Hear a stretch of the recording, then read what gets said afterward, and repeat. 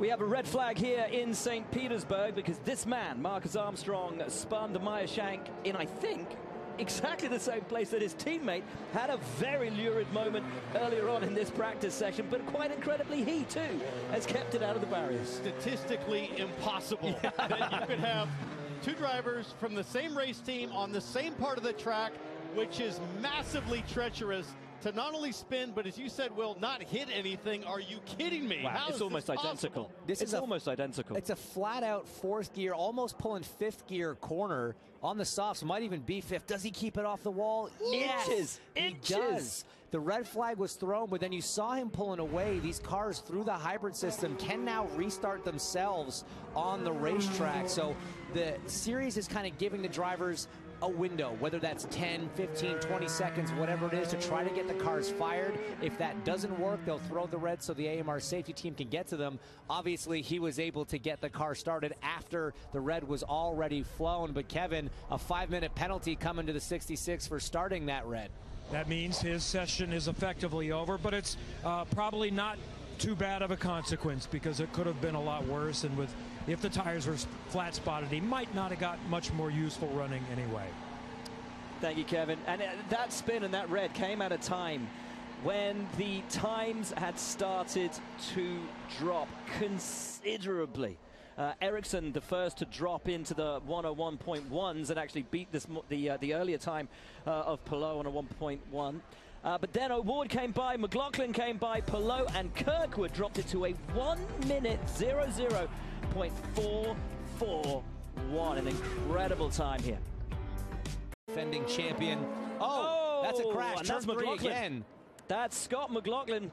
Not as lucky as the Meyer Shank drivers over in that treacherous turn 3 for Scotty Mack. A tough end to his practice session. It looks like he was on the softer tire compound as the crew contemplates what'll be a long night ahead of work to get that thing ready for tomorrow. The man who announced the continuation and the lengthening of his career with Penske this morning, the man who has won on this circuit, a man who has taken pole position on this circuit. Let's take a look at exactly what happened, and just taking too much out of it, hits the rear and the front left goes in as well, and that's curtains. Could have been worse. I mean, once the left front folded under the car and it spun, it could have been another shot into the wall. But yeah, you see the steering arm just breaks with that initial contact right there. That's a bizarre one. You don't normally see that happen in IndyCar. And when you compare that to the incident with Ilott that we saw earlier, I mean, you're literally talking just a couple of degrees difference in how that car went into the wall. It a little more like speed through that section as well. Four-wheeled slide coming out. I just don't know if something happened earlier in the sequence of the corners, because 2 and 3 sort of feed into each other. You get it a little off early. Maybe he clipped an apex, or maybe he was just flat going for it to see what the soft Firestones could do. But it was frankly way too much at the exit there. And I think this might be the end of Group 1's time. The red flag, the first red flag in these sessions does freeze the clock, that 10-minute clock. The second one does not. So less than 3 minutes on the clock when they were going there. This is going to spell the end for Group 1. Group 2 still has their 10-minute segment coming up after this. And look, disappointing to end it that way. At the end of the day, he doesn't lose a lot of laps. The car was quick, P3 in the session so far. There's still a lot learned today. It's not a complete disaster.